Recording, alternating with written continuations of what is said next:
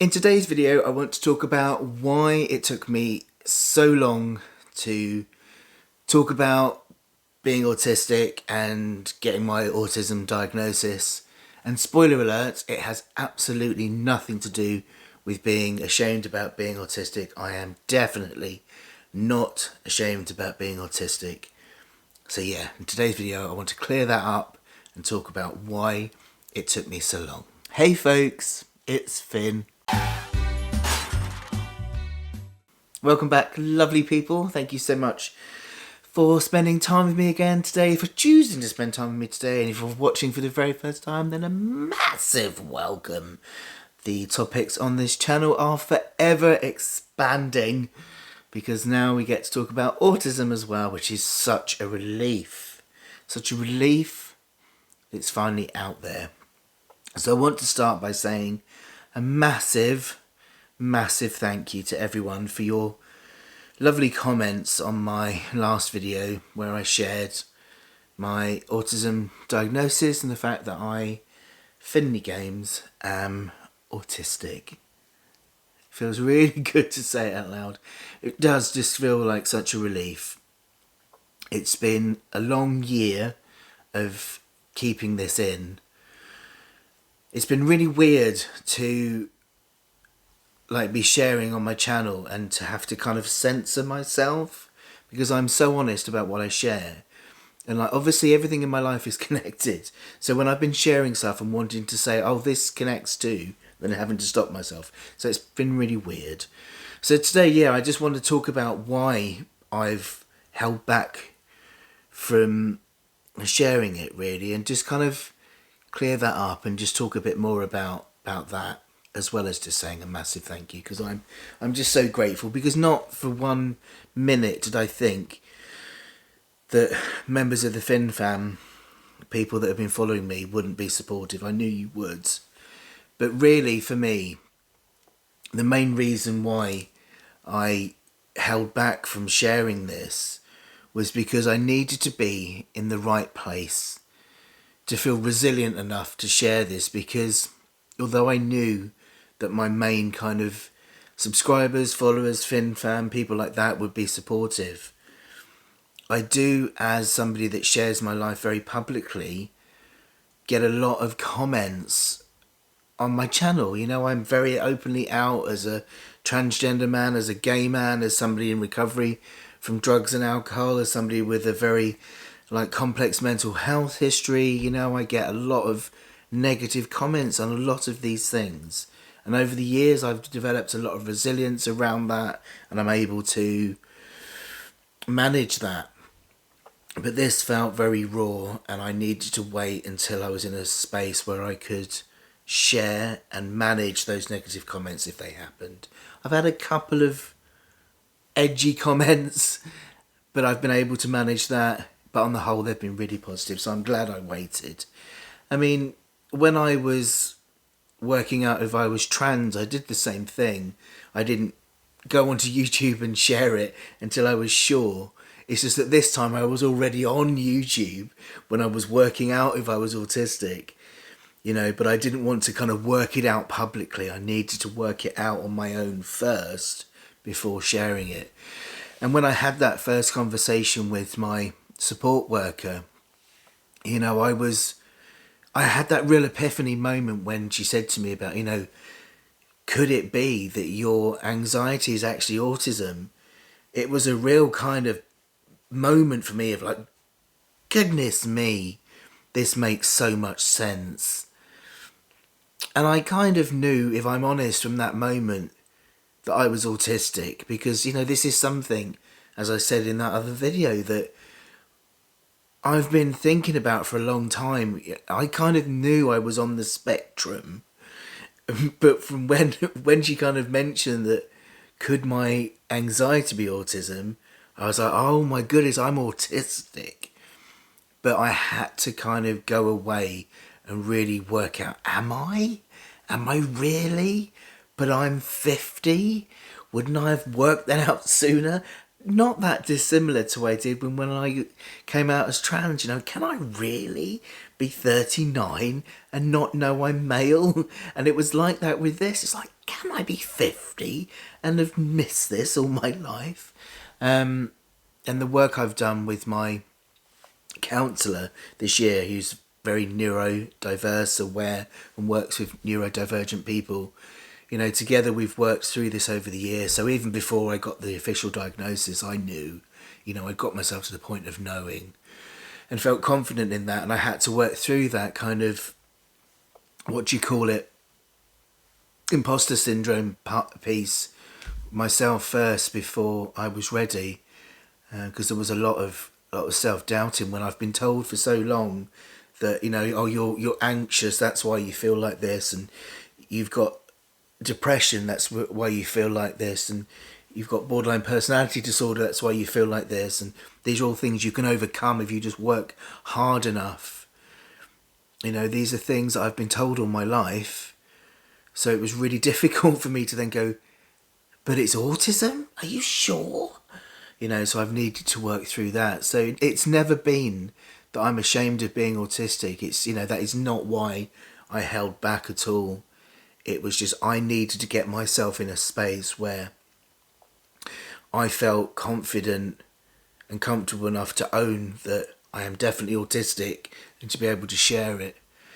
And I guess also the one comment I knew I was going to get at some point, which is still likely to happen, is the comments that are going to be around, oh, this is another diagnosis, Finn, isn't it? Because I have got a lot, I mean, I'm a recovering alcoholic and addict. I'm a transgender man, I've got all of these. And that was the one thing that really worried me, that people would say, oh, this is something else, Finn, isn't it? You've transitioned and all of this, and now you're autistic. And that was something that really worried me, that people might level at me, oh, this is just something else, isn't it? And Chris actually said something about this, which really, really helped. When this was first happening, when it was first suggested to me, would I like to pursue a diagnosis? And I held back. I was like, I just don't know if I want another diagnosis. Do I really need another diagnosis? And Chris said to me, look, really, it isn't another diagnosis, is it? It's actually a re-diagnosis, because you've been misdiagnosed for so many years. I mean, the big one I've been misdiagnosed with is borderline personality disorder. I've got a number of personality disorders, which in itself is a bit strange, but like the big one I'm diagnosed with is borderline personality disorder. And it's never sat right with me. It's often commented on when I go into any kind of psychiatric care, counselling, therapy, that it doesn't match me. I'm also diagnosed with antisocial personality disorder. And, this is something that is just not right. And I'm now finding out that this is very common, that for people who are assigned female at birth are often first diagnosed with borderline personality disorder and generalised anxiety disorder rather than autism. This is often the case, and it seems to be what's happened with me. And this now makes sense, that I can have those wiped, because actually it's autism. And I'm going to talk about this in another video, about the whole diagnosis procedure, diagnostic testing that I had done. But they've actually made a point on my diagnosis report that says they'd like me to see a psychiatrist in light of the borderline personality disorder and the autism and the autism diagnosis, because of how common it is of people assigned female at birth to get misdiagnosed. And when Chris said this, it made a lot of sense that this is a re-diagnosis. So I'm wiping out some wrong diagnosis. Is this making sense? In order to get the right diagnosis. Which is so much better, because I was trying to get myself better from stuff that I didn't need to get better from. Again, this is something I'm going to go into a separate video about. But, as I said in my other video, I had the wrong tools. You can't get over a differently wired brain. Autism is a neurotype, and anxiety is an issue you can overcome.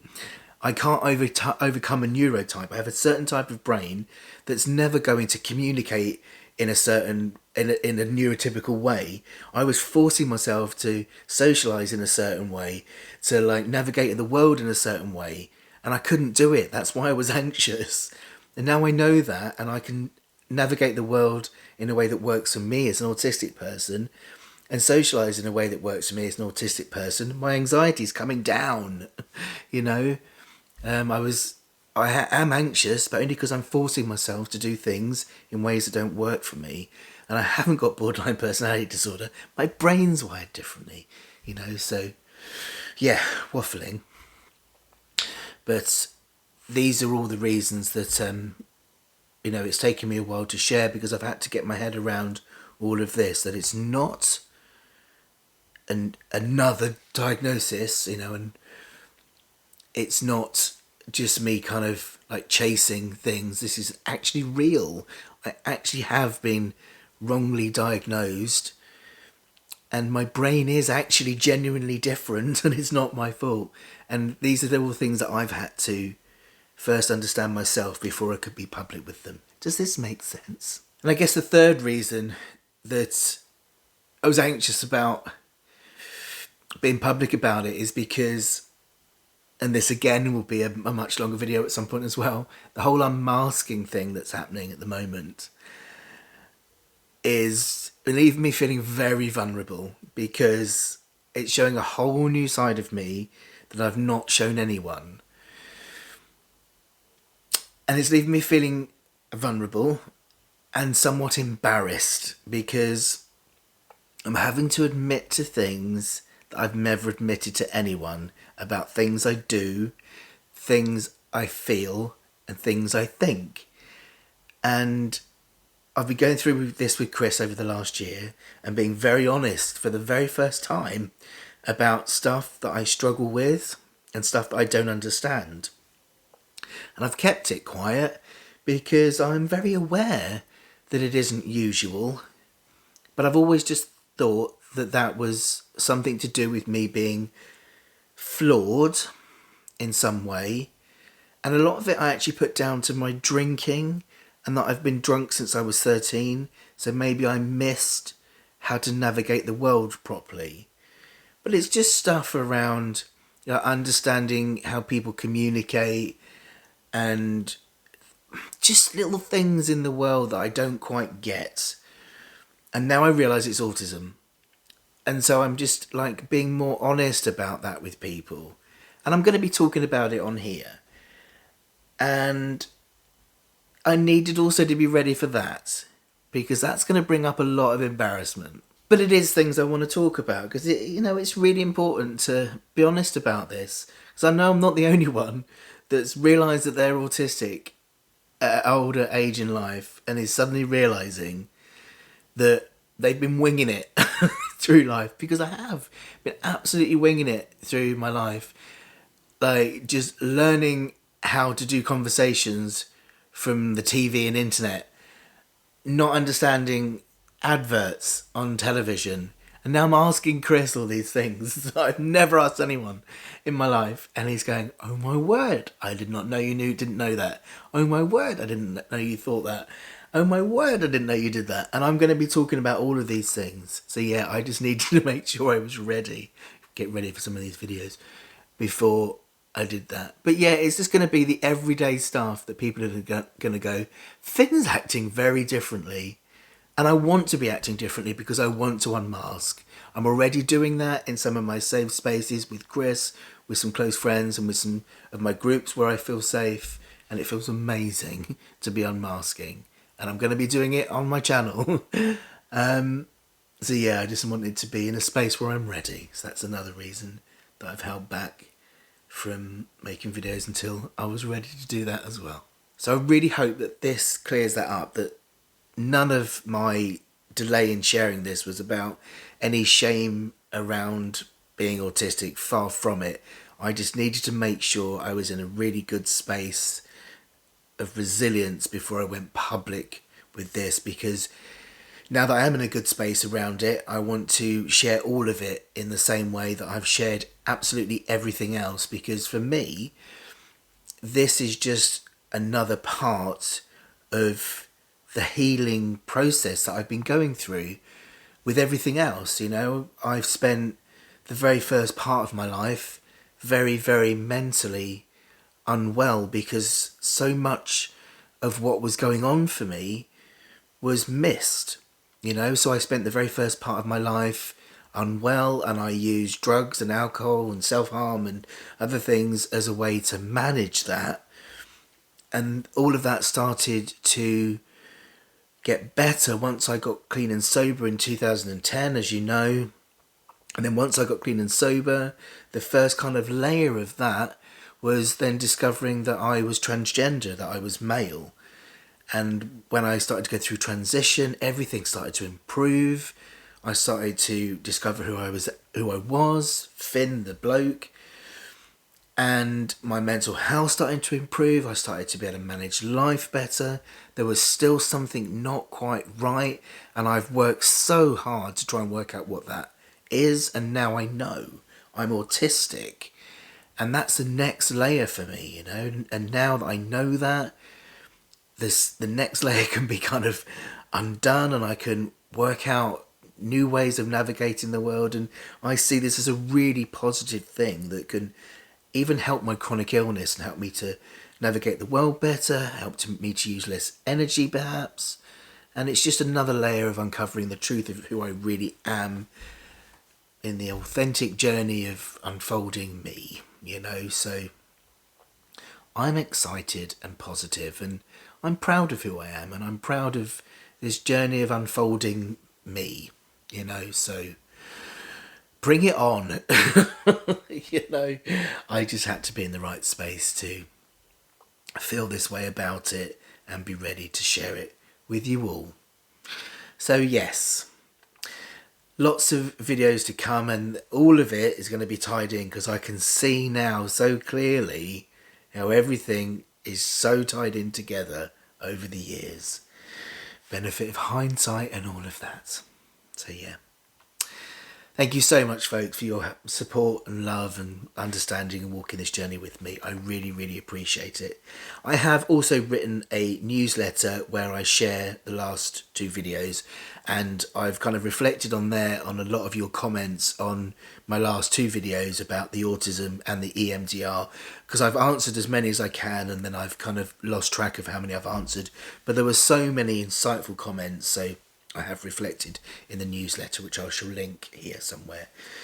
But yes, much love to you all, and expect many more videos reflecting on this. Love you, folks. Speak soon.